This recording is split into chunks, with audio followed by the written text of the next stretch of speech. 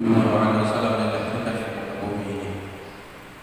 Alhamdulillah, kita tidak pernah minta sebelumnya kepada Allah Subhanahu wa taala untuk dijadikan umatnya Nabi Muhammad sallallahu alaihi wasallam. Akan tetapi Allah Subhanahu wa taala memberikan kepada kita sebagai umatnya Nabi Muhammad sallallahu alaihi wasallam. Ini suatu kenikmatan yang mulia, kenikmatan yang agung yang wajib kita syukuri kepada Allah Subhanahu wa taala sampai kita menghadap kepada Allah Subhanahu wa taala dengan membawa iman, dengan membawa Islam kepada Allah Subhanahu wa taala dan beramal saleh. Dan di antara amal saleh yang sangat-sangat menjanjikan yaitu kecintaan kita kepada Nabi Muhammad sallallahu alaihi wasallam. Dengan kecintaan kita kepada Nabi Muhammad sallallahu alaihi wasallam di kehidupan di dunia ini, maka pastilah Allah Subhanahu wa taala akan memasukkan hamba-hambanya ke golongan orang-orang yang mencintai Nabi Muhammad dan dicintai oleh Nabi Muhammad sallallahu alaihi wasallam.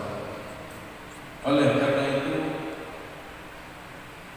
sambut bulan Maulid Rabiul Awal tahun 1442 Hijriah ini dengan senang gembira, dengan bahagia, dengan niatan yang baik, dengan meningkatkan ketakwaan kita kepada Allah Subhanahu wa taala, dengan semangat untuk beribadah, untuk mencintai Nabi Muhammad dan untuk beramal saleh. Bagaimana caranya untuk Nabi Muhammad sallallahu alaihi wasallam bisa bangga dan cinta kepada kita semuanya.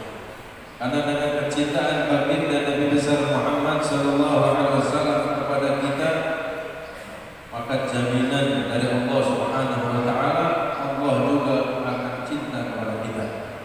Tapi jika Nabi Muhammad sallallahu alaihi wasallam benci kepada kita, wal'iyadu billah, maka jaminan dari Allah, maka Allah Subhanahu wa taala juga akan benci kepada hamba yang dibenci oleh Nabi Muhammad sallallahu alaihi wasallam. Lalu bagaimana cara untuk kita supaya bisa mencintai Nabi Muhammad, kemudian mendapatkan kecintaan dari Nabi Muhammad sallallahu alaihi wasallam? Di antaranya yang sekian banyak yaitu memperbanyak salawat kepada Nabi Muhammad sallallahu alaihi wasallam. Kita sudah bacakan bersama-sama Maulid Nabi Muhammad, bersama-sama berapa banyak kita bersalawat kepada Nabi Muhammad di majlis ini, di malam ini, di waktu ini. Mudah-mudahan salawat kita diterima oleh Allah Subhanahu wa taala dan hajat-hajat kita, baik hajat duniawi maupun hajat ukhrawi, insyaallah dikabulkan oleh Allah Subhanahu wa taala dengan wasilahnya, dengan wasitahnya Nabi Muhammad sallallahu alaihi wasallam. Dan mudah-mudahan kita semua tidak pulang dari tempat ini kecuali keadaan kita akan dirubah oleh Allah Subhanahu wa taala menjadi lebih baik lagi. Dosa kita diampuni oleh Allah Subhanahu wa taala dan derajat kita diangkat oleh Allah Subhanahu wa taala. Amin ya rabbal alamin. Alhamdulillah, kajian minggu yang lalu kita sudah bersama-sama menghatamkan kitab Risalatul Jami'ah, yang mana sudah kita kaji dari mulai awal kitab sampai akhir. Alhamdulillah, mudah-mudahan insyaallah dikabulkan oleh Allah, diterima oleh Allah Subhanahu wa taala dan menjadikan ilmu tersebut diberikan ilmu yang manfaat dan barakah dunia dan akhirat. Dan malam minggu ini, kali ini kita akan mengkaji bersama-sama kitab Hadits Arba'in Nawawi, yaitu kumpulan hadis 40 hadis yang dikumpulkan oleh Al-Imam Nawawi. Sebelum masuk ke dalam bab, perlu diingatkan apa saja yang perlu kita lakukan, amalkan di bulan Rabiul Awal, yaitu hadirilah Maulid Nabi Muhammad sallallahu alaihi wasallam dimanapun diadakan. Jikalau kalau dipanggil. Ada tempat atau rumah atau mushola masjid yang sifatnya panggilan, tapi ada juga yang sifatnya umum. Yang sifatnya umum, siapapun boleh hadir tanpa ada panggilan sekalipun, maka ada kesempatan, ada waktu, hadirlah acara Maulid Nabi Muhammad SAW. Dan diadakan pembacaan Maulid di desa kita masing-masing, di RT RW kita masing-masing, di mushola, di masjid kita masing-masing, bahkan di rumah kita masing-masing. Pembacaan Maulid baik mau dihadirkan dengan ribuan jutaan manusia, bahwa afdal, itu lebih baik dan lebih bagus. Tapi jika tidak mampu karena kondisi, situasi dan tempat dan lain sebagainya, cukup membaca Maulid walaupun sendirian di rumah, walaupun sendiri dibaca di rumahnya masing-masing. Dan perbanyak sedekah di bulan Maulid untuk menyenangkan hati Nabi Muhammad SAW. Bantu saudara-saudara kita yang sedang lemah ekonominya, yang sedang kesulitan, yang sedang segala macam yang ditimpa musibah oleh Allah Subhanahu Wa Taala. Bantu saudara-saudara kita dengan bersedekah, dengan ukhuwah Islamiyah, dengan ukhuwah imaniyah, dan di antara yang lainnya yaitu memperbanyak salawat kepada Nabi Muhammad SAW. Karena membaca salawat kepada Nabi Muhammad itu diperintahkan oleh Allah Subhanahu Wa Taala. Allah Subhanahu Wa Taala berfirman, Innallaha wa malaikatahu yusalluna 'alan nabi ya ayyuhalladzina amanu sallu 'alaihi wa sallimu taslima. Sesungguhnya Allah bersama para malaikatnya bersalawat kepada Nabi Muhammad SAW. Dari mulai Allah memulai salawatnya di waktu itu sampai kapan? Sampai ila akhir zaman. Allah beserta para malaikatnya, berapa jumlah para malaikatnya Allah tidak ada yang tahu, hanya Allah Subhanahu Wa Taala. Bersalawat selalu daiman fi kulli waqtin wa hin. Lalu Allah Subhanahu Wa Taala memerintahkan kepada orang-orang yang beriman, ya ayyuhalladzina amanu, wahai orang-orang yang beriman. Seruan Allah terhadap orang-orang yang beriman, bukan seruan Allah kepada selayak secara umum manusia, tidak, tapi khususnya kepada orang-orang yang beriman kepada Allah dan kepada Nabi Muhammad SAW. Dan mudah-mudahan kita dijadikan oleh Allah orang-orang yang beriman kepadanya, orang-orang yang beriman kepada Nabi Muhammad SAW, yang menjalankan syariatnya, yang memuliakan, menghidupkan sunnah-sunnahnya, sehingga kita mendapatkan kebanggaan dari Nabi Muhammad SAW. Allah Subhanahu Wa Taala memerintahkan, ya ayyuhalladzina amanu, wahai orang-orang yang beriman, sallu, bersalawatlah kalian dan bersalamlah kepada Nabi Muhammad SAW. Lalu para ulama ittafaqa, ulama sepakat ala anna jami'al a'mal minhal maqbul wal mardud. Ulama sepakat semuanya dari berbagai macam mazhab sepakat bahwa semua amal ibadah kita yang kita sudah lakukan, yang sudah kita amalkan, baik yang qabul waradiyah, antara diterimanya atau tidaknya. Apapun amal ibadah kita masih dipertanyakan apakah diterima oleh Allah atau ditolak oleh Allah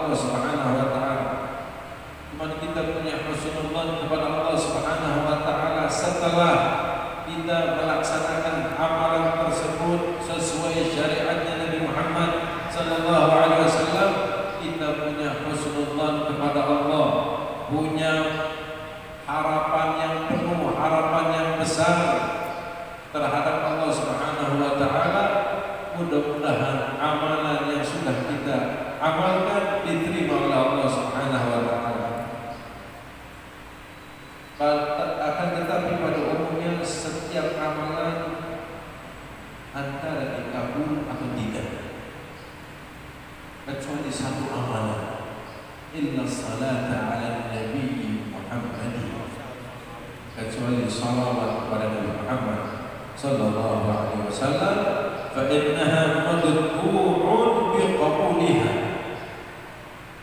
itu pasti diterima oleh Allah Subhanahu wa taala. Kenapa?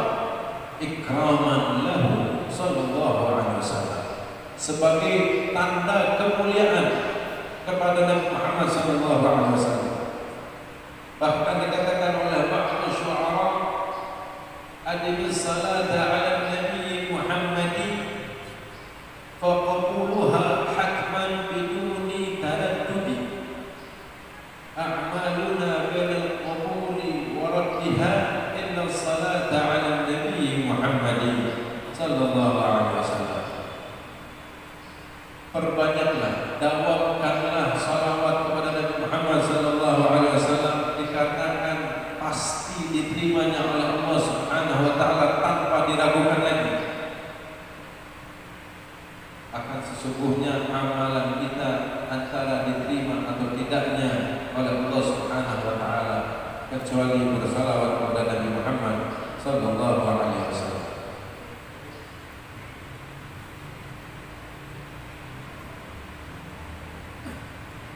Yang kedua, apakah sebaiknya seperti apa kita ini membaca salawat kepada Nabi Muhammad? Apakah ketika membacanya dalam keadaan khusyuk, hadir qalb, hatinya hadir, khusyuk, atau tanpa khusyuk sekalipun kita mengamalkannya? Sebaiknya seperti apa? Semuanya bagus, semuanya diterima oleh Allah. Baik yang dalam keadaan ghafil, yang hatinya tidak hadir, pikirannya kemana-mana, tapi lisannya basah bersalawat kepada Nabi Muhammad, itu tetap diterima oleh Allah dan mendapatkan ganjaran dari Allah Subhanahu wa taala. Apalagi orang yang membaca salawatnya dalam keadaan hatinya khusyuk, dalam keadaan hatinya hadir, dalam keadaan hatinya syauq, rindu yang besar terhadap Nabi Muhammad SAW. Pernah pada suatu ketika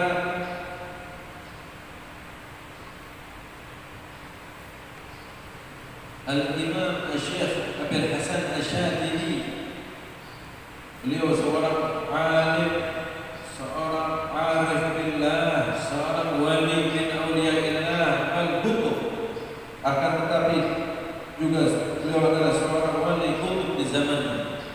Beliau meraitu Sayyidul Alamin Muhammad sallallahu alaihi wasallam.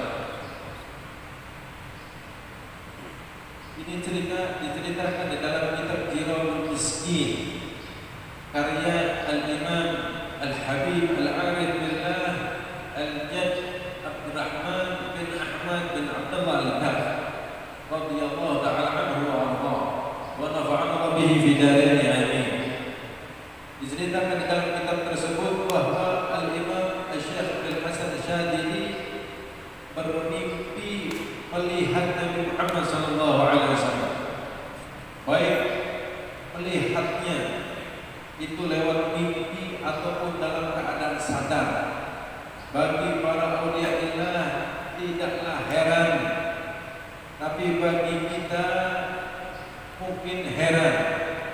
Akan tetapi jika tidak sedikit orang yang mimpi berjumpa Nabi Muhammad sallallahu alaihi wasallam, dan barang siapa orang yang berjumpa Nabi Muhammad dalam mimpinya, fa innahu haqqun, itu adalah hak, kebenaran yang mutlak bahwa yang dimimpikannya adalah Nabi Muhammad sallallahu alaihi wasallam.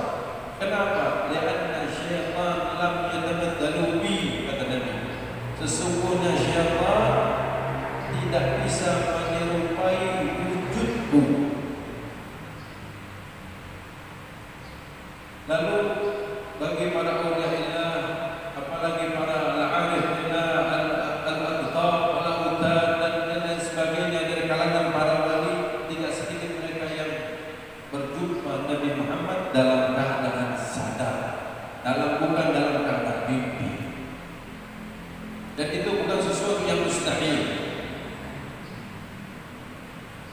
Itu akidahnya, itu akidahnya kami. Akidahnya kami, siapapun orangnya bisa bermimpi Nabi Muhammad, dan apalagi untuk bisa berjumpa Nabi Muhammad dalam keadaan sadar di dunianya sebelum nanti di akhiratnya.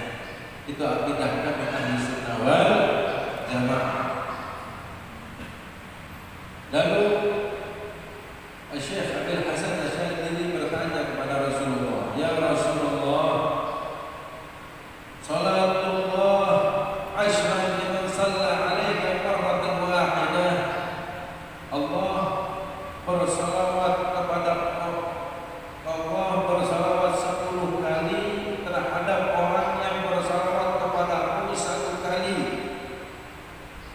Hal dzalika liman kana hadir al-qalb?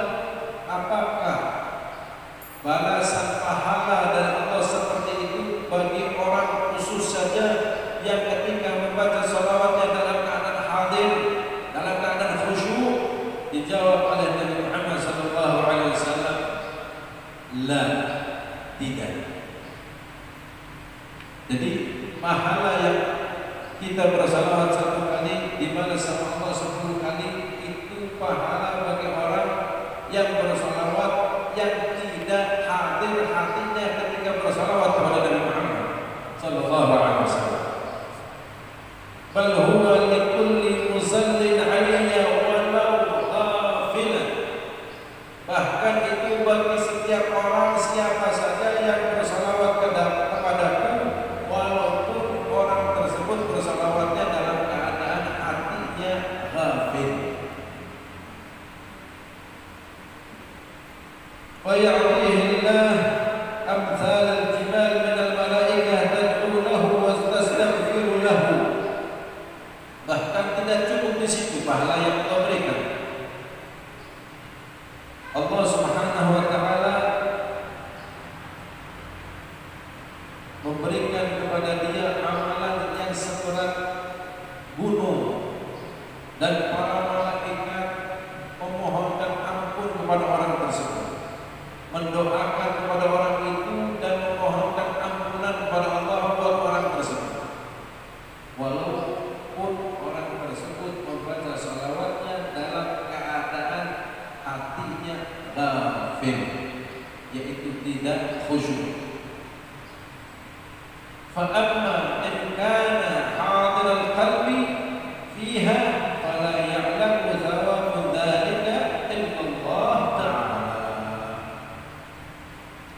Lalu dilanjutkan oleh Nabi, kalau orang tersebut yang bersalawat kepadaku dalam keadaan hatinya hadir, hatinya khusyuk, bahkan ditambahi di dalam hatinya dalam keadaan rindu kepada Nabi Muhammad, bahkan ditambah lagi membayangkan sifat-sifat tubuhnya Nabi Muhammad, bagaimana wajahnya Nabi Muhammad, bagaimana bibirnya Nabi Muhammad, bagaimana hidungnya Nabi Muhammad, bagaimana postur tubuhnya Nabi Muhammad, bagaimana akhlaknya Nabi Muhammad, bagaimana cara duduknya Nabi Muhammad, dibayangkan di dalam pikirannya dalam keadaan rindu, hatinya hadir, maka pahala tersebut, kata Nabi, tidak ada yang tahu pahalanya kecuali Allah Subhanahu wa ta'ala. Oleh karena itu, banyak kisah-kisah tentang keistimewaan orang yang mendawamkan memperbanyak salawat kepada Nabi Muhammad SAW. Pertanyaannya untuk diri kita, sudah berapa banyakkah kita bersalawat kepada Nabi Muhammad setiap hari? Sudah berapa banyakkah kita ini menghidupkan sunnah-sunnahnya Nabi Muhammad SAW dalam kehidupan kita setiap hari? Sudah berapa banyakkah sudah istiqomah atau belum kita ini menghidupkan sunnah-sunnahnya Nabi Muhammad sallallahu alaihi wasallam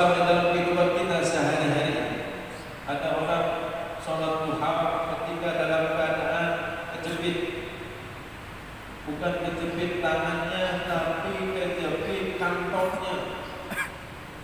Kata orang alim, kata habib, kata kiai, kalau pengen rezekinya dijembarkan, diluaskan, sholat duha, baru dia sholat duha. Tapi begitu disibukkan sama dunianya, disibukkan sama pekerjaannya, disibukkan sama harta bendanya, dia lupa dengan sholat duha. Orang ini tidak istiqomah menjalankan, menghidupkan sunnah-sunnahnya Nabi Muhammad Sallallahu Alaihi Wasallam. Itu baru satu dari sekian banyak sunnah-sunnahnya Nabi Muhammad Sallallahu Alaihi Wasallam. Oleh karena itu, seberapa banyak yang kita paham, yang kita ketahui akan sunnah-sunnahnya Nabi, maka amalkanlah dan istiqomahkanlah sunnah-sunnah tersebut untuk supaya kita al-istimrar selalu menjalankan sunnah-sunnahnya Nabi Muhammad Sallallahu Alaihi Wasallam. Karena kata Rasulullah Sallallahu Alaihi Wasallam di dalam hadisnya, man ahya sunnati inda fasad ummati falahu ajru syahid, wa fi riwayatin falahu ajru mi'ati syahid, atau kama qala Nabi Muhammad Sallallahu Alaihi Wasallam.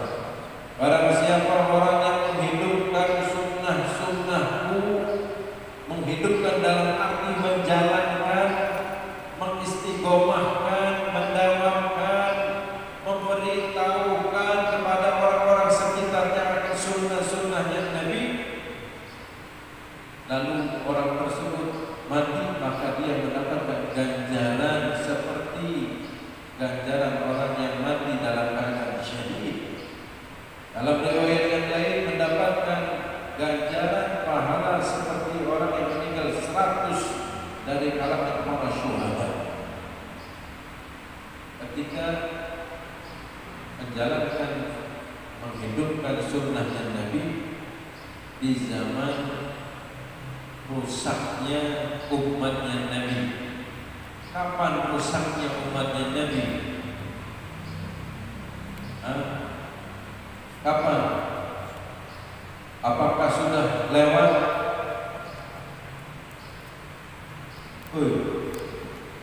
Apakah sudah lewat umatnya Nabi yang sudah rusak, sudah lewat zamannya, atau saat ini, atau nanti? Kira-kira kapan? Kira-kira jawabannya yang pasti saat ini, zaman ini, umatnya Nabi sudah banyak yang pada rusak. Wal'iyadzubillah. Apakah kita mau masuk ke dalam golongan orang-orang yang rusak itu? Silahkan. Nanti jawabannya di hadapan Allah Subhanahu Wa Taala. Wal'iyadzubillah. Mari keluar dari rombongan orang-orang yang sudah rusak dari syariatnya Nabi Muhammad SAW. Maka nanti semakin banyak orang-orang yang rusak ketika orang-orang itu yang sadar, yang berakal sehat, yang hatinya hidup, dia akan mengeluarkan dari rombongan tersebut, mengeluarkan dirinya dari rombongan tersebut, sehingga akan sedikitlah golongan orang-orang yang tidak masuk ke dalam golongan orang-orang yang rusak di umatnya Nabi Muhammad SAW. Mudah-mudahan kita semua, anak keturunan kita, keluarga kita, famili kita, saudara kita dimasukkan ke dalam golongan orang-orang yang selalu dicintai oleh Allah dan dijaga oleh Allah Subhanahu Wa Taala, dan selalu menghidupkan, mencintai sunnah-sunnah Nabi Muhammad Sallallahu Alaihi Wasallam. Amin ya rabbal alamin. Itu sedikit kata pembukaan di bulan Rabiul Awal ini. Mudah-mudahan dengan masuknya bulan Maulid, bulan Rabiul Awal, bulan paling banyaknya orang bersalawat kepada Nabi Muhammad, bulan paling banyaknya orang membuat acara Maulid dan Nabi Muhammad Sallallahu Alaihi Wasallam. Mudah-mudahan di bulan ini juga Allah turunkan rahmatnya kepada kita, kepada umat muslimin sedunia, wabil khusus di Indonesia. Allah turunkan rahmatnya, Allah angkat musibahnya, Allah angkat bala, Allah angkat malapetaka, Allah angkat segala sesuatu yang negatif, Allah gantikan dengan segala sesuatu yang positif. Amin ya rabbal alamin. Dengan wasilahnya yaitu Nabi Muhammad sallallahu alaihi wasallam. Amin ya rabbal alamin. Kita membaca muqaddimah dari kitab hadis Arba'in Nawawi. Bismillahirrahmanirrahim. Alhamdulillahirabbil alamin. Qayyumis samawati wal ardi mudabbirin al khalaiq ajma'in. Ba'id husni salawatuhu wa salamuhu alaihim ila al mukallafina li hidayatihim wa bayan syara'id din bid dalail al qat'iyyah wa wadihat al barahin. Ahmaduhu ala jami'i ni'amihi wa as'aluhu al mazida min fadlihi wa karamihi. Wa ashhadu an la ilaha illallah al wahid al qahhar al karim al ghaffar. Wa ashhadu anna Muhammadan abduhu wa rasuluhu wa habibuhu wa khaliluhu afdalul makhluqin al mukarram bil Qur'an al aziz al mu'jizat al mustamirati ala ta'awul as sinin وبالسنن المستنيرات للمسترشدين المخصوص بجوامع الكلم وسماحة الدين صلوات الله وسلامه عليه وعلى سائر النبيين وآل كل وسائر الصالحين. أما بعد. Itu pembukaan mukadimah dari kitab hadis Arba'in Nawawi. Nanti kita akan masuk menjelaskan sedikit yang berkaitan dengan muqaddimah tersebut. Amma ba'd, faqad rawayna an Ali bin Abi Thalib wa Abdullah bin Mas'ud wa Mu'adz bin Jabal wa Abi Darda wa Ibn Umar wa Ibn Abbas wa Anas bin Malik wa Abi Hurairah wa Abi Sa'id al-Khudri radhiyallahu anhum min turuq katsiratin bi riwayatin mutanawwi'atin anna Rasulullah sallallahu alaihi wa alihi wa sahbihi wasallam qala man hafidha ala ummati 40 hadithan min amri diniha ba'athahu Allah ta'ala yawm al-qiyamah fi zumratil fuqaha wal ulama. Diriwayatkan dari Al-Imam Ali bin Abi Thalib, dari Sayyidina Abdullah bin Mas'ud, Sayyidina Mu'adz bin Jabal, dan Sayyidina Abu Darda, dan Sayyidina Abdullah bin Umar, dan Sayyidina Abdullah bin Abbas, dan Sayyidina Anas bin Malik, dan Sayyidina Abi Hurairah, dan dari Sayyidina Sa'id al-Khudri radhiyallahu anhum min turuqin katsiratin bi riwayatin mutanawwi'atin, dari tarik yaitu jalan yang sangat banyak dan riwayat-riwayat yang bermacam-macam bahwa Rasulullah sallallahu alaihi wasallam bersabda, man hafidha ala ummati 40 haditsan, barang siapa orang yang hafal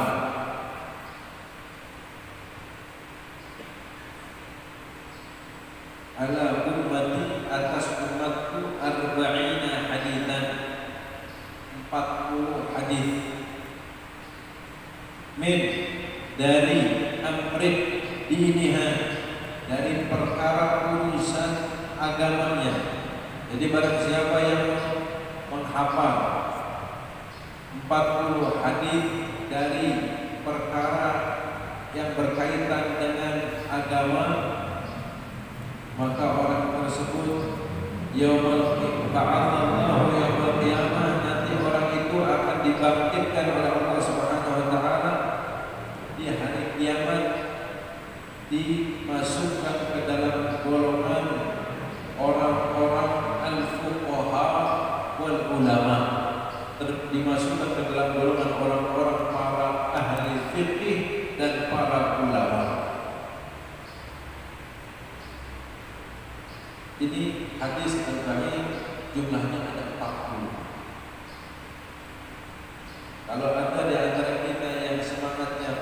tinggi, semangatnya besar, kalau bisa lebih baik dihafalkan. 1 minggu 1 hadis. Bisa? Bisa Ibu? Bisa?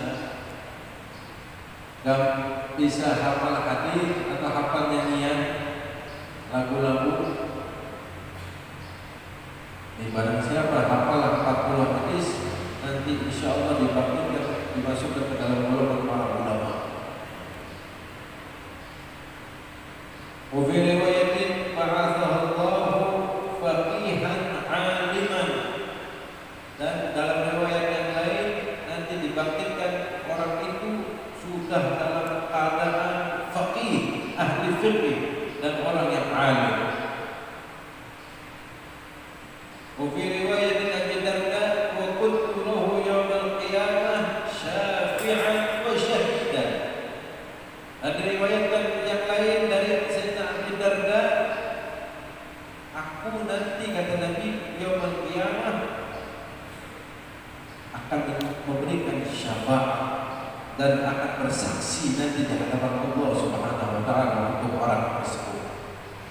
Bayangkan, ini meskipun ini hadis sifatnya dhaif, nanti akan dijelaskan di sini.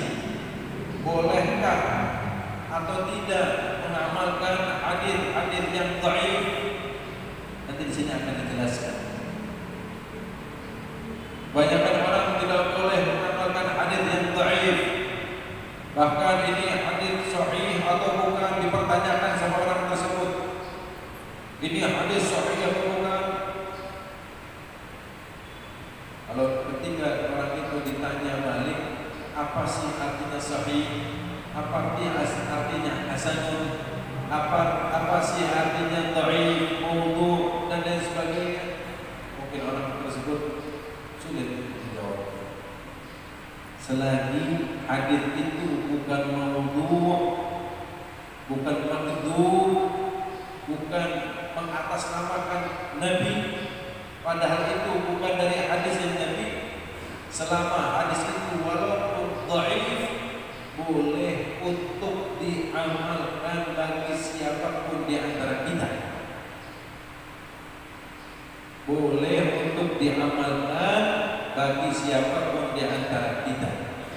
Tapi dalam bab untuk ifta, untuk berfatwa, tidak diperkenankan untuk membawa hadis yang dhaif sebagai dalilnya, tapi harus dan wajib membawa hadis yang sahih untuk menjadikan dasar dalil dari fatwa tersebut.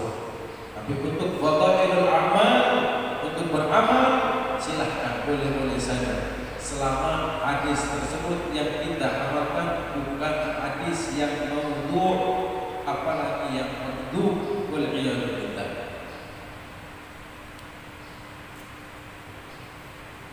Wa fi riwayat Ibnu Mas'ud ila lahu udkhul min ayyi abwab al-jannah syi'ta. Dalam riwayat yang lain, orang yang menghafalkan hadis 40, walaupun 40 hadis, syukur-syukur bisa lebih dari 40 hadis, ya. Tapi jangan petang-petang kalau sudah hafal.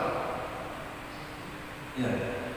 Kadang kebanyakan kalau sudah hafal, akan kita misalnya di Salatul Jami'ah, jalannya sudah mulai rada ngambang. Jangan. Akhirnya kalau jalannya rada ngambang, nanti diteriakin hantu. Tetap jalan sih, tetap pada harusnya, dan diharuskan malah tambah tawaduknya, tambah merasa dirinya tidak punya ilmunya. Apalagi hadis 40 hadis, 40 hadis tambah pegang-pegang. Bisa hafal dulu. Kita harus hafal 40 hadis. Kapan? Mungkin 10 tahun yang lalu. Sekian bubar. Seperti banyaknya orang ketika hadir di majelis, di suatu pengajian, masya Allah, seakan-akan orang yang paling khusyuk ketika hadir. Begitu selesai keluar dari majelis tersebut, tadi apa yang dikaji? Apa ya? Lain. Habis saya kasih bahwa habis cerita apa cerita kasih cerita Nabi Muhammad. Ya apa ceritanya? Ya rumukkan awalnya baik. Dari pertengahan sampai akhir mulai dulu. Ada yang mungkin ke ibu-ibu? Nah, insyaallah ibu-ibu tidak seperti itu. Ini biasanya lalu dalam riwayat yang diriwayatkan oleh Sayyidina Abdullah bin Mas'ud, barang siapa orang yang menghafalkan 40 hadis tersebut, maka orang itu akan dimasukkan ke dalam surganya Allah dari pintu-pintu mana saja yang dia kehendaki. Wa fi riwayatin Ibnu Umar, dan dalam riwayat dari Sayyidina Abdullah bin Umar, kutiba fi zumratil ulama wa husyira fi zumratil syuhada. Orang yang hafal 40 hadis diriwayatkan dari Sayyidina Abdullah bin Umar, dia akan ditulis di masa hidupnya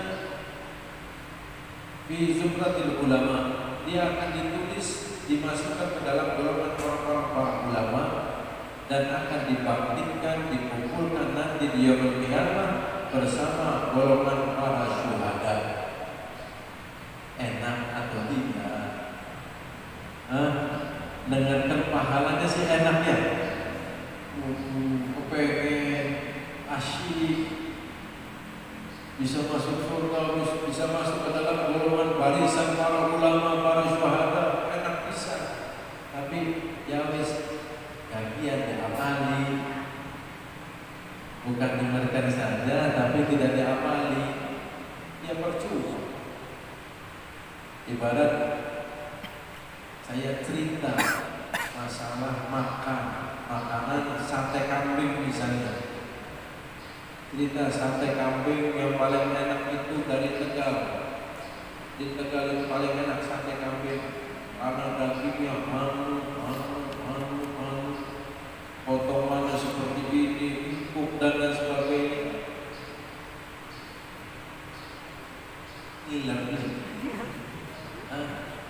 Ngiler kan, kepengen kan, apalagi makannya dalam keadaan yang satenya masih panas, minumnya dan lain sebagainya. Tambah ngiler, buat muni. Tapi cukupkah seperti itu saja untuk memenuhi itu? Tidak. Berarti harus apa? Harus kalau kepengen makan sate kambing, ya beli sate kambing terus dimakan atau dan sebagainya dan dimakan. Itu baru dia akan memuaskan keinginannya, memuaskan dan mengenyangkan dari kelaparannya. Ini juga sama seperti itu. Ketika kita mendapatkan tadi pahalanya, kepengen, enak, ya Allah, mendapatkan dan lain sebagainya. Apakah cukup dengan itu saja? Tidak cukup. Harus bagaimana? Yaitu depannya, hadis yang di depannya. Kalau ini hadis yang di belakang, kalimat yang di belakang. Man hafidhah, barang siapa yang hafal. Mudah-mudahan kita semua bisa menghafal ya hadis-hadis tersebut, hadis Arba'in Nawawi maupun hadis-hadis yang lain. Syukur-syukur lebih banyak dari 40. Insyaallah mudah-mudahan kita semua mengharapkan apa yang sudah tertera dijanjikan oleh Nabi Muhammad SAW di dalam hadis-hadisnya. Dan insyaallah pertemuan yang selanjutnya akan kita lanjut masih dalam muqaddimah di kitab Hadis Arba'in Nawawi. Belum kita jelaskan muqaddimah apa itu Bismillahirrahmanirrahim, pahalanya seperti apa Bismillahirrahmanirrahim bagi orang yang membacanya, hurufnya ada berapa, khasiatnya apa, dan lain sebagainya dan lain sebagainya. Kemudian Alhamdulillahirabbil alamin, bagaimana hukumnya membacanya, Bismillahirrahmanirrahim, ada hukum-hukum membacanya dan lain sebagainya. Dan pahalanya bagi orang yang mendawamkan membaca alhamdulillah. Terus sampai ke selanjutnya, sampai kita masuk ke dalam permulaan dari hadis tersebut, masih hadis yang menjelaskan masalah innamal a'malu binniyat, sesungguhnya amalan tergantung dari niatnya kita masing-masing. Mudah-mudahan Allah Subhanahu wa taala berikan taufik dan hidayah kepada kita untuk bisa selalu berniat yang baik, kemudian niat-niat yang baik tersebut bisa kita laksanakan dalam kehidupan kita sehari-hari sebagai amal ibadah saleh, sehingga bisa mendapatkan ganjaran dari